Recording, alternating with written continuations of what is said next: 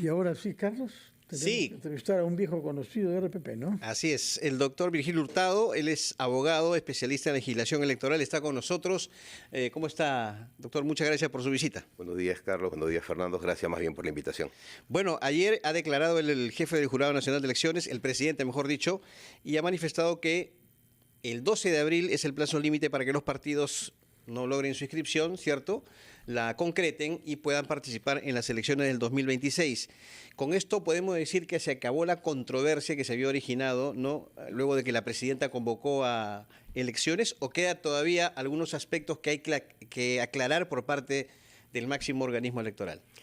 Claro, en realidad lo que dijo el presidente fue una opinión personal. La máxima instancia deliberativa del Jurado Nacional de Elecciones y cuyas decisiones son vinculantes son las que emite su Pleno. Ajá. En consecuencia, lo que ha dicho el Pleno y establecido mediante un acuerdo, tengo entendido, pues es lo que vincula a todos, lo que es obligatorio para todas las organizaciones políticas, y es precisamente que hasta el día 12, las organizaciones políticas, 12 de abril, pueden pues obtener su personería legal y así quedar expeditas para participar en la contienda electoral del 2026. ¿Se acabaron las Sí, yo controversias? creo, por supuesto que sí. ¿Está usted seguro?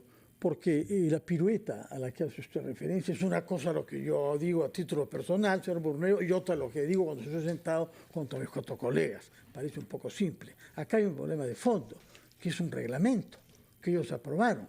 Y en su reglamento, en el reglamento elaborado por el Pleno, se habla del plazo máximo el día de la convocatoria.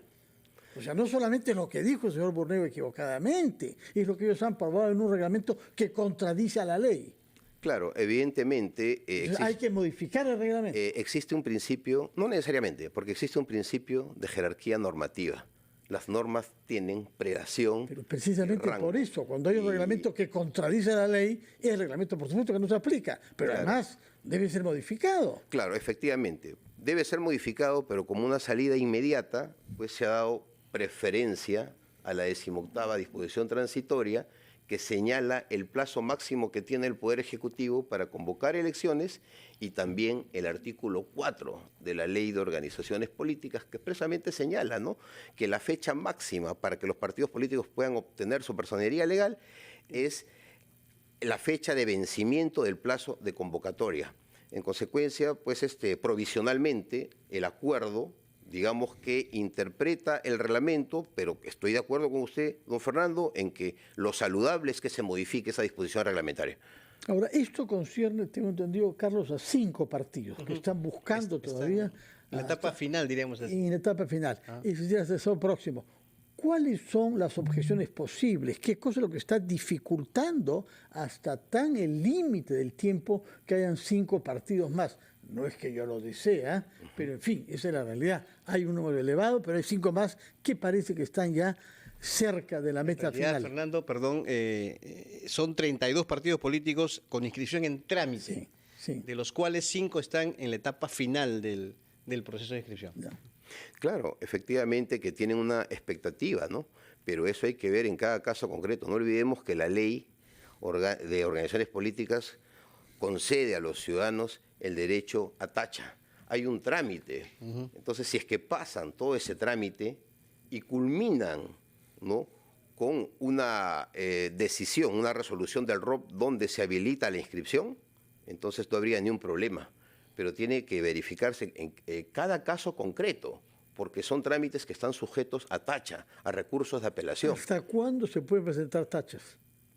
Bueno, la ley concede al ciudadano que una vez que se publica la síntesis de inscripción de la organización política, tiene 5 días hábiles para presentar tachas, de manera que ese plazo de 12 días, si bien es un tanque de oxígeno, se verá en cada caso concreto si es que es útil para lograr la inscripción de la organización política. Doctor, la verdad que uno piensa que en estas elecciones puede haber un número, la verdad, impensado de partidos políticos que participen en la misma, ¿cierto? Ya sea para presidenciales o al Congreso de la República.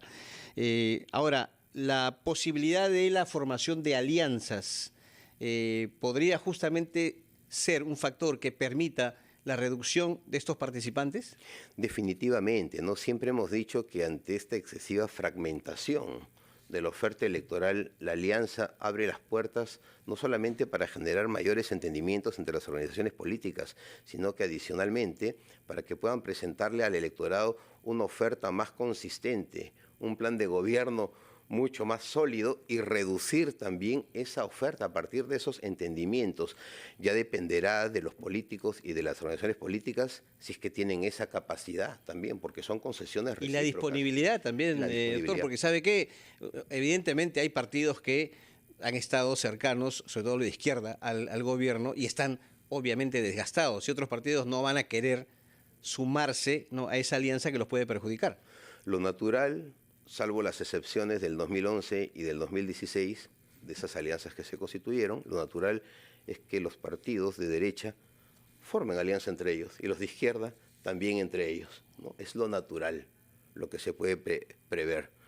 No, pero que han pasado cosas. Sí, han pasado, claro, ¿no? Han habido alianzas. El famoso sancochado, por ejemplo, Claro, ¿no? Del año 2011. Se ha mezclado el agua con el aceite. Sí, pero mientras sea una alianza programática y de ofertas electorales que se puedan cumplir, entonces yo creo que los consensos son posibles. Tenemos que ir a una pausa. Yo quisiera que cuando regresemos nos explique, por favor, en qué estamos respecto al voto digital.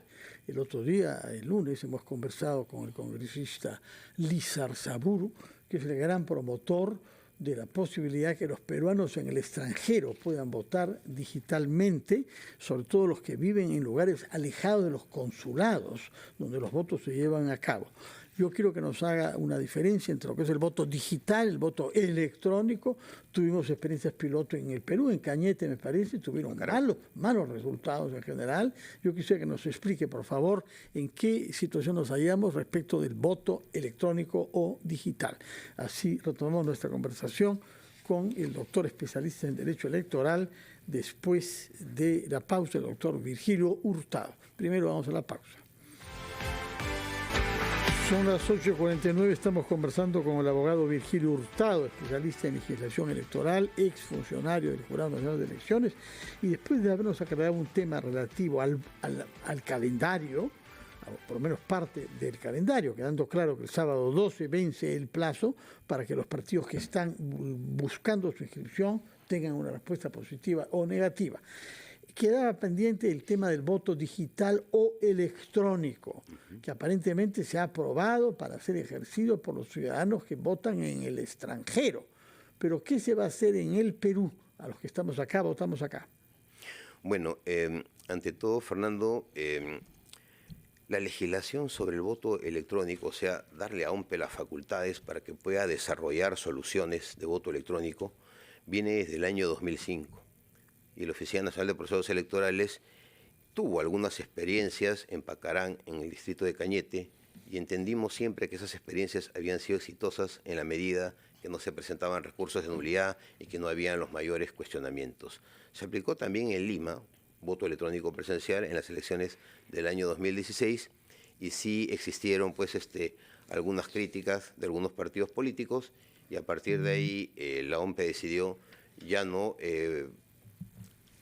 recurrir a ese mecanismo para las siguientes elecciones. Pero lo cierto es que hay una legislación que se dio en el año 2005, que se modificó en el año 2009 y que permitió a OMPE en el reglamento desarrollar, en el reglamento correspondiente del voto electrónico, de desarrollar los diversos mecanismos, ¿no? Tanto presencialmente como a distancia.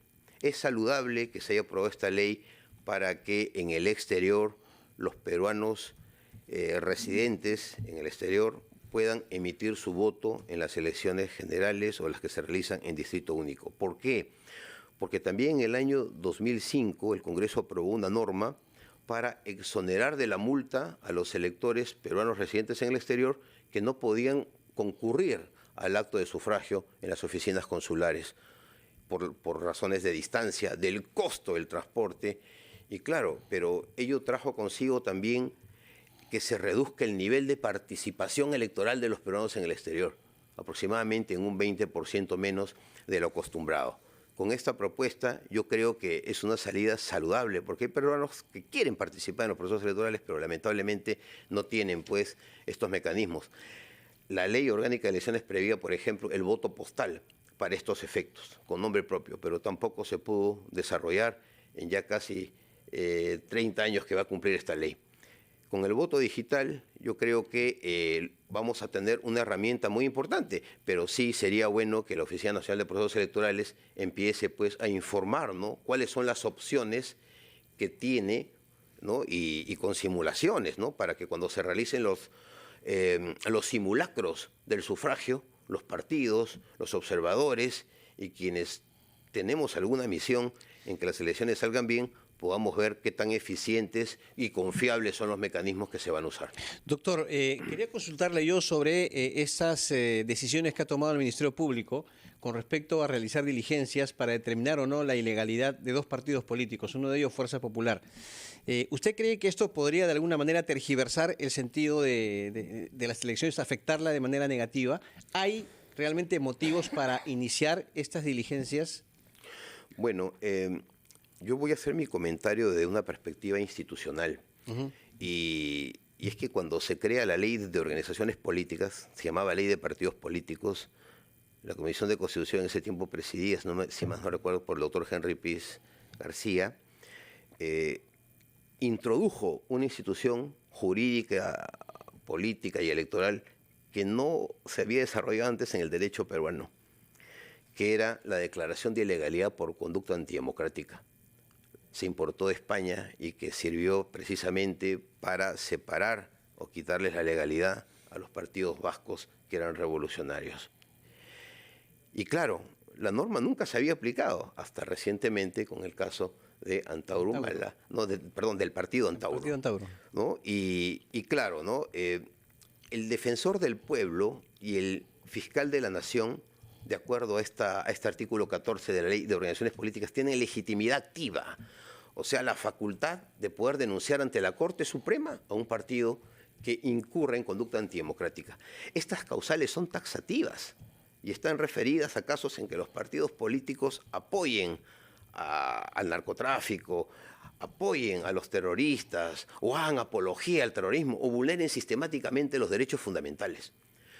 Entonces el Ministerio Público, que debe actuar con responsabilidad, debe calificar si las denuncias que se han efectuado, hacer un examen de subsunción, si lo que se ha denunciado está correctamente subsumido en estas causales taxativas. Actuando responsablemente, he escuchado a otros colegas que señalan de que no habría mérito para una investigación, pero respetando la institucionalidad, tenemos pues que, sin interferir en las funciones del Ministerio Público, esperar cuál es el resultado que van a dar esas indagaciones. O sea, para usted, con este inicio de diligencias, el Ministerio Público está cumpliendo con su labor. No está de alguna manera el trámite. No está interfiriendo, no está tergiversando el sentido de la elección.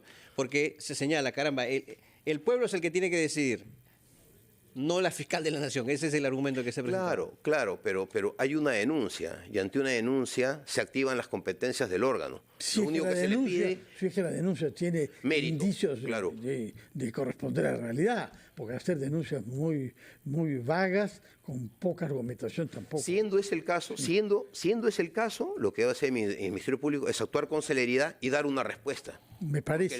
Porque le digo algo también. En esa instancia, también los justiciables tienen el derecho a queja. No dio trámite a mi denuncia, la archivó preliminarmente, una queja y sube al superior jerárquico. O sea, institucionalmente hay un trámite que tiene que cumplirse. En el tema de fondo, pues, todos ya sabemos que es una denuncia que no tiene, pues, el mayor asidero legal, ¿no? El día de ayer, que ya vale la pena recordarlo, la persona que lidera las intenciones de voto en Francia, Marine Le Pen, la jefa de la extrema derecha, ha sido condenada a años de cárcel suspendida y a la inhabilitación política. Ha hecho todo un escándalo, diciendo naturalmente que la justicia está persiguiéndola políticamente, pero la realidad es que la justicia, no la fiscalía, ha decidido ahí que por peculado y uso de dinero del Parlamento Europeo, ella quede sancionada 5 años. Es decir, la justicia puede intervenir incluso ante una persona ya ubicada como jefa de un partido y como candidata importante, ¿no? Sí, efectivamente, ¿no? Y la justicia va cambiando, ¿no? Alguna vez en una entrevista que le hicieron al extinto político Genaro Ledesma Izquieta, él decía que cuando fue elegido miembro de la Asamblea Constituyente del año 1978, él se encontraba preso en el frontón y le llegó la credencial, y la credencial dada por decisión popular como resultado de una elección sirvió de salvoconducto y de indulto para que él pueda ejercer el mandato representativo. De esa fecha, ahora evidentemente que los criterios han cambiado, ¿no? La justicia, pues, si es que los jueces se pronuncian por sus resoluciones, si es que vemos que en la resolución hay se ha actuado correctamente, responde a los parámetros de un debido proceso y que es una sentencia, pues, con elementos de justicia, entonces la justicia habrá actuado correctamente. Y la política, en un Estado de Derecho, la política se sujeta a lo que dice la Constitución. De acuerdo. Pregunta final de mi parte, porque el tiempo avanza. ¿Qué fechas claves tenemos de aquí hasta las elecciones fijadas por el cronograma? Es decir, fecha máxima para que se presenten las alianzas y para que sepamos quiénes son los candidatos, tanto a la plancha presidencial como a las listas parlamentarias de los partidos inscritos. Sí, efectivamente, ¿no? 90 días antes, ¿no?, a la fecha límite para presentar las candidaturas, ¿no?, se deben de presentar las alianzas. Bueno, se debe de, presentar las solicitudes de alianza como plazo máximo, esto es el 2 de agosto aproximadamente, ¿no? Hasta el 1 de septiembre, o sea, 30 días después, tendría el Jurado Nacional de Elecciones para poder emitir un pronunciamiento, ¿no? El registro de organizaciones políticas para emitir un pronunciamiento sobre si se procede o no a la inscripción de la alianza electoral. El 23 de diciembre es la fecha límite para presentar las candidaturas. El 30 de noviembre aproximadamente es la fecha de las elecciones internas o primarias. El 7 de diciembre sería la fecha en que quienes optaron por la modalidad de delegados, ¿no?, fecha el 7 de diciembre, para que esos delegados elijan a los candidatos. Son fechas, digamos, que son las que más resaltan en esta nueva estructura del calendario electoral. Muy bien, el 2 de agosto, entonces, fecha máxima para presentar las alianzas y los candidatos hay que esperar todavía hasta 3 meses antes. Hasta 4 meses antes. Claro, efectivamente. Muchas gracias, doctor Vigilio Hurtado, Gracias, por su doctor. Muy presencia. amable. Muy buenos días. Carlos, nos vamos a la pausa con los titulares de la hora. Así es.